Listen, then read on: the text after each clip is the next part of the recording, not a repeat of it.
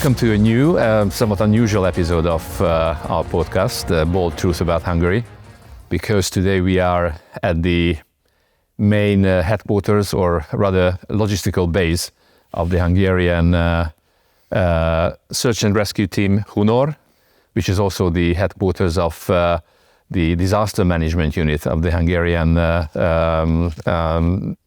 Interior Ministry. And my partner today is Dr. Péter Jackovics, who is the commander of the team Hunor, which is a heavy-duty urban search and rescue team, if I'm right about the proper name, and he himself and the team played a major role among those 167 Hungarians and 29 dogs who participated in Turkey in the search and rescue effort that lasted for 10 days in the case of Hunor, and resulted 35 saved lives, saved souls during the effort. Today we wanted to talk about some hidden or unknown elements of this effort, because many only see the presence of these heroes, let's call them this way, everyday heroes, as we are going to see, who basically immediately, within 24 hours, were on their way to Turkey, did everything, and basically endangered their own lives, actually, to save others. But we don't talk much about how that effort can be materialized, put on the ground, if we don't mention and we don't emphasize that it's an everyday work. So this is what we wanted to talk about today with Péter, who is very experienced, who's been in the field for more than 20 years, working with dogs, working in the search and rescue profession, let's put it that way. Tell us something about the everyday work that is required to enable individuals and the team to be able to be deployed and to be effective on the ground. Thank you for the invitation of this kind discussion, and this is my happy way to introduction of my team. Hunor is a heavy classified UN accreditation team. What does mean? All of the global we have in UN have 67 search and rescue team, which is classified under the UN system. Hunor was the first one which started a couple of years ago, when we reclassified next year. It's very important because Hungary will be the first one we did, and we reclassified third time will be the first one. Very well. In globally. And about the Hunor team, Hunor is composed by the professional firefighters, the colleagues working on the countryside in different positions, and one of the dog handlers working as a voluntary, and medical component, which is composed from the National Ambulance Service. They are professionals, so we have 5 components: management, logistic, medical, and search and rescue. It's very important because we have to work until 10 days as a self-sufficiently, and be able to rescuing everything and everybody on the rubber. And therefore we are training every day, and the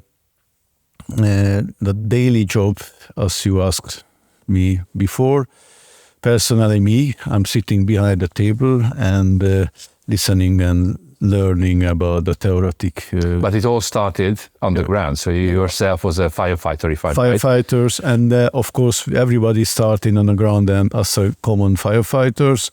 Then we stepped up on the ladder, and my daily job to coordinating and organizing the Hunor life, and also the daily life about the bureaucratic way.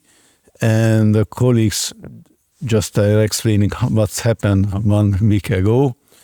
Just we heard that, and the government heard that was a big earthquake in Turkey, and certainly the government offered the Hunor capacity as a heavy search and rescue component.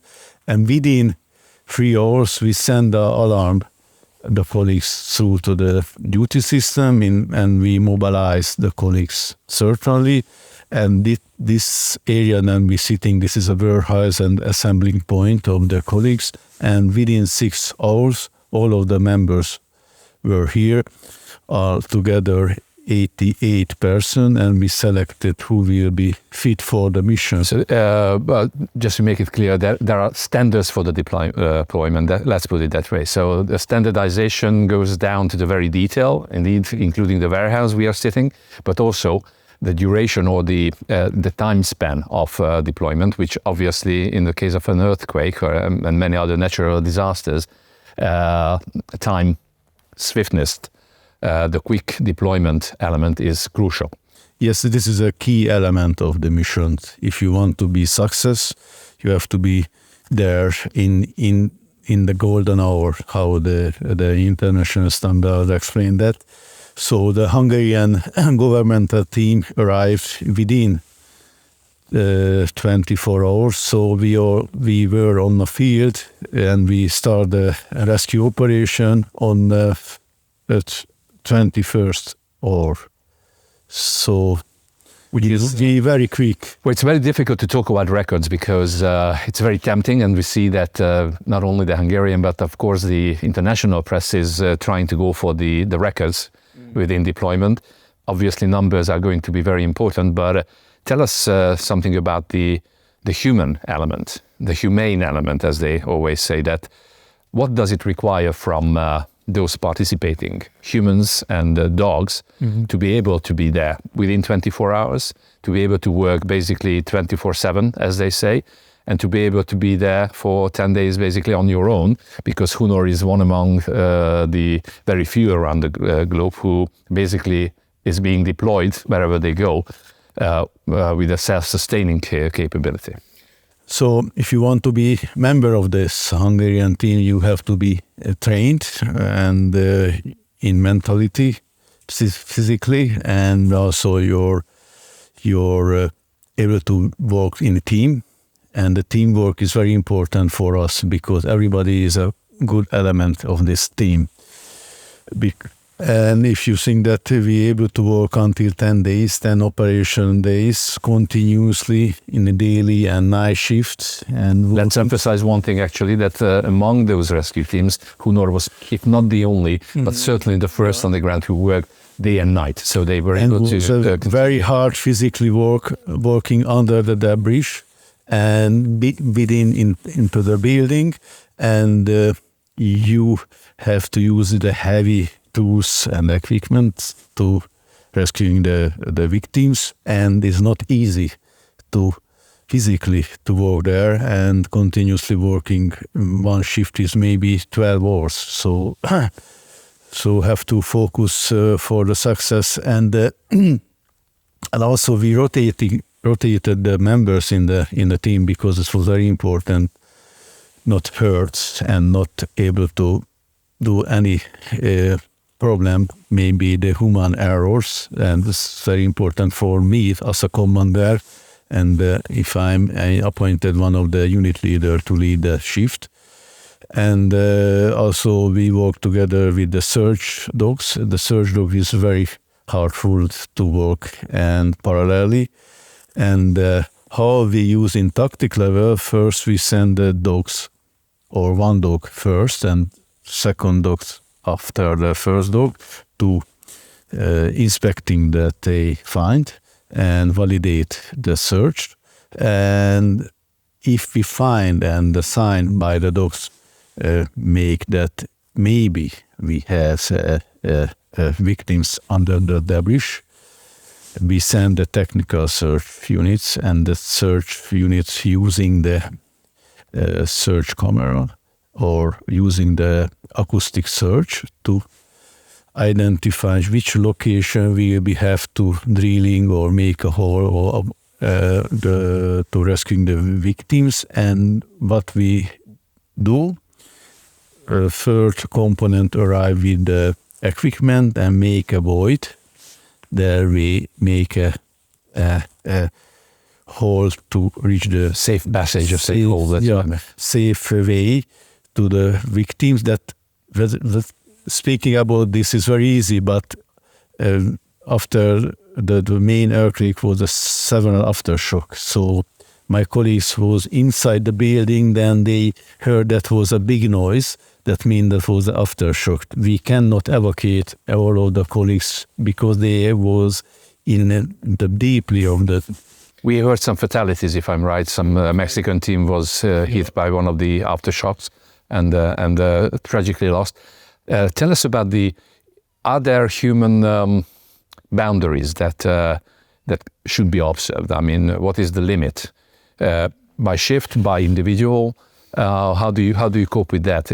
Obviously, the commander has a major role and responsibility in appointing the teams, but also taking care of the physical and mental state of those in the service. Yes, just we arrived on Monday, the first day of the earthquake, and we just set up the base of operation and continuously start to rescuing. So parallelly, we did that job, and one of them set up the tents, one of them started the work on the sites, and that was very difficult because without any host nation support, we cannot work independently. So what we need, gasoline for the aggregator, need transportation, so logistic is necessary, and also we have a permission to work there. So we have a mandate for the local authority, mean the disaster management here in Turkey was AFAD. AFAD appointed the main site. It was a very critical point because there was more than 1,000 unknown people under the collapsed building. There was counted 1,000 victims that we focused there. That commander I decided we dividing the teams 3 parts and we parallelly work on a very wide area. It was the critical point of the mission to start certainly to work, and after 1 hour we find 3 live victims with the good cooperation with the teams, and we never end until 6 days. So just we continuously work until 6 days in operation, and my commander job was to find the logistic, food, drinking water, good accommodation, safety, talking with the police, talking with the local military, and also the governor. The governor have a power to organize everything, and also the population was the good solidarity to the Hungarian colleagues. They said, "Safeguard of Hungary and safeguard." Well, I can tell you, we see that actually still coming from Turkey, that the Turkish, especially the local Turkish people, but in general, the Turks are very, very grateful about what you did. Psychologically, I believe that this is part of your training anyway, and the daily training also includes, as you suggested, psychological training. But if you are in a different state of mind when you enter the danger zone, the area where you are running the rescue effort, 6 days you mentioned. Very obviously, it's a completely different mindset, state of mind. Actually, the team, the surrounding teams and population is working. Are there limits? Are there certain elements actually you have to take care of, keeping contact, discussing issues? Before we traveled to Turkey, we took a good discussion with the colleagues because we know that with the Muslim countries, this is most important and should be a diplomatic mission because the Turkey and Hungarian have a good cooperation and good tradition, and historically it's very important to be there. And the colleagues understand that the mission is high important for us, and that just I finished before, the population felt that yes, the Hungarian want to be really saved alive. They want to working continuously and never want to stop. So the mental health that is coming from the locals is very important for you, I believe. Give you a good power because that we heard that the population club, the HAM, then we find a live victim. That's mentality that was more than you drink a coffee or psychologist is speaking with you, and we find live victims and we keep the hands during the mission, and we never say that we come back. We continuously work, and that was one of the sites we worked 16 hours to save one life, and we not say that we cannot be able to do. So that was the I'm very proud to my colleagues. They teach that it will be very hard. It's not a normal firefighter jobs. It's more than other incident or accident job here in nationwide is very difficult because we cannot sleep during the airplane, just arrive and start and continuously work. And we know that first 100 hours is most important. That was the keeping in our minds. And if you've seen the pictures coming from Turkey, just the sheer level, the scale of devastation was really frightening. And I believe no one but those actually on the ground could really see and feel how it worked. How do you cope with the aftermath when you come back home? I've seen it in your structure, the chart actually that is depicting how the professional structure of Hunor is working, that there is a very strong element of the psychological training, but obviously the taking care of the aftermath of a deployment. What we did during the mission, we always speaking about what we see on the side. It's a daily discussion. And also the unit leader has a response to talk with the colleagues, but I was happy because nobody hurt by mentality or think that this will be my child or not. That's most important because everybody have a family at home, and the tactic was the problem we put in a black box and leave it behind us. And we just focused for the mission. And we arrive after 6 days. We pick up everything with the black box and we discuss about how we solved. And it helps. This helps. And the disaster management has this expert to discuss, and each of the county have this expertise group to discuss. And a lot of colleagues still young, and they has the first deployment in the international. But it was very important because everybody went back at the home, and everybody came back as a popular and hero. That is main mentality. You give up more power to. Yes, the mayor want to meet with me or shaking my neighbors, my hands, and then as most relevant to make a good mentality of my young colleagues. So this one I able to keep this team and step forward because after that they have a more professional experience, and we ready to deploy in the next mission inside Hungary or through to the Hungarian border to the neighbors, and also globally around all the world. And if we speaking of the statistics, and all of the international teams saved 200 victims altogether, and Hungary 17, the Hunor. So we are if you want to be on who we the first, Turkey, Israel, and Hungary on. I believe those on the ground in Turkey will never forget this effort.